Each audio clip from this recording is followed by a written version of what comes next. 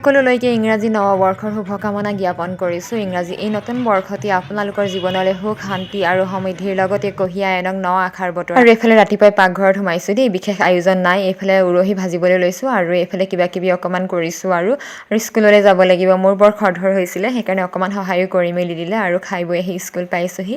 আজি যিহেতু জানুৱাৰী 1 তাৰিখ, সেয়েহে সকলোৱে বিচাৰি নিজৰ পৰিয়ালৰ লগত থকাটো কিন্তু আমি স্কুললৈ আহিব লগা হৈছে। কিন্তু স্কুললৈ আহি প্ৰথমতে ভাবিছিলোঁ বৰ ভাল নালাগিব নেকি, কিন্তু সকলোকে লগ পালোঁ, ভাল লাগিলে। ইজনে সিজনক নতুন বছৰৰ শুভকামনা জনালোঁ আৰু অকণমান আমি ফূৰ্তিও কৰিলোঁ। সকলোৱে ল'ৰা ছোৱালী আৰু টিচাৰ সকলোৱে মিলি ফূৰ্তি কৰিছোঁ আৰু এই সময়কণো বৰ বেলেগচোন। আৰু মানে ইয়াৰ আনন্দও সুকীয়া, প্ৰথমবাৰ পাইছোঁ এইকণ আনন্দ। অকণমান বিহু নাচি ল'লোঁ দেই লগতে।